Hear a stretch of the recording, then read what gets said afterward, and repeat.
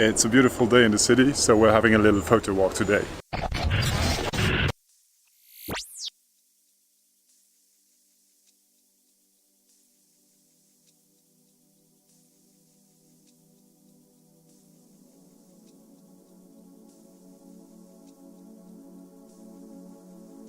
Manual exposure. I know it sounds scary, but believe me, it absolutely isn't. It is a bit like playing chess, but you only have 3 chess pieces to worry about. We're talking about aperture, shutter speed and ISO. These 3 make up the exposure triangle, and that's it. That's all there's to it. All of the photos you've ever seen started with the right combination of these 3 settings. Right as in right for the situation, since correct exposure is completely subjective. Which is reason number 1 why you should go manual in the first place. The camera has no idea what you want to show. In auto mode, it exposes in a way that the picture will have an averaged out balance of dark and bright parts, to keep it simple. But that's rarely what you want, as you know from your many involuntary silhouette shots.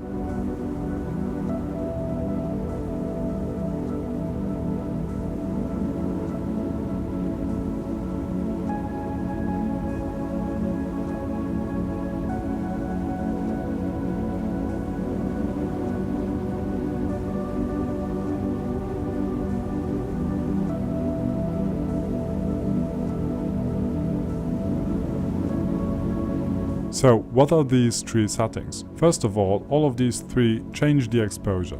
This means that when you're in manual mode, whenever you change one of these settings, the photo gets darker or brighter. But they also all have a different side effect.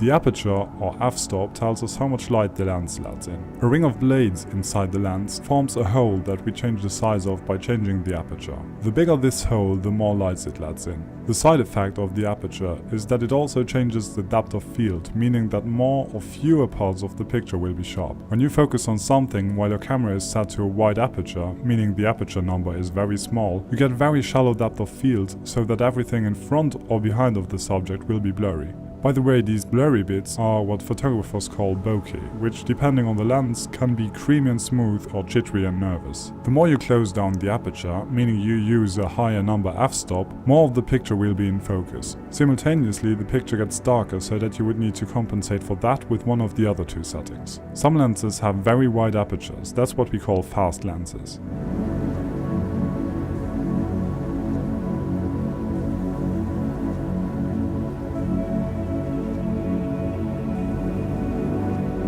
Next up is shutter speed. The shutter is a curtain in the back of the camera, directly in front of the sensor that captures the images. During exposure, this curtain opens up and closes again, so that light hits the sensor for a certain amount of time. That's what we call the shutter speed. The longer you shine light on the sensor, the brighter the image becomes. The side effect in this case is that the longer you expose, the higher the probability that you moving the camera or moving objects in the composition will render the photo blurry. This can be something that you would like to use creatively too, if you want to show a certain action, for example. But sometimes you want to freeze the moment, as they say, like when you're shooting spots, for example. To do that, you need a faster, meaning a shorter shutter speed. This will make the picture darker again, so that you would need to compensate for that with a bigger aperture or a higher ISO.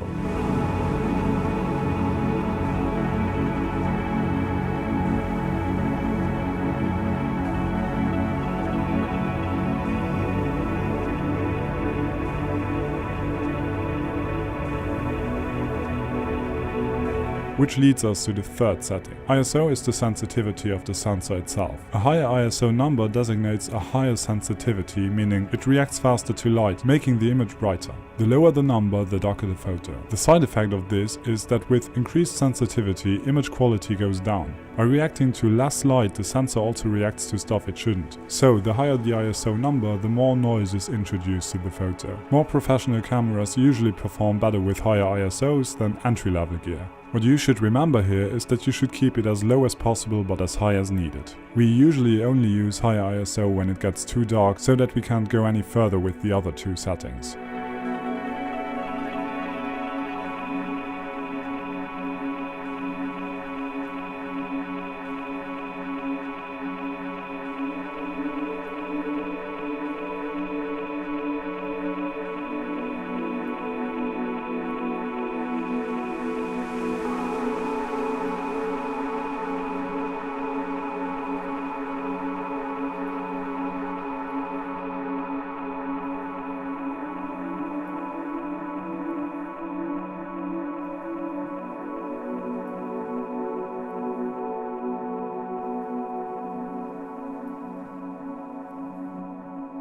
That's it, that's all you need to remember. Set your camera to manual and change only one setting at a time, see what it does. Get a feeling for how it behaves. If your picture gets blurry, your shutter speed is probably too long. Open up your aperture if you can, or compensate with higher ISO if you need. If you want more shallow depth of field, open up your aperture completely and adjust your shutter speed and ISO accordingly. We'll talk about that in another video, but if you're shooting things that aren't moving, think about getting a tripod so you can expose with the lowest ISO number and only adjust the other two settings to your subject.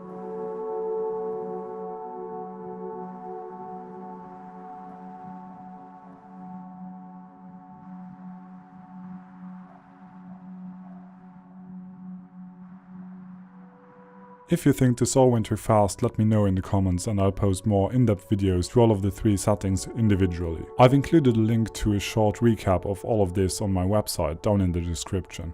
Also, there's way more of this in my book The Basics of Creative Photography, if you're interested in learning the fundamentals of taking great pictures and want all of the information in one place.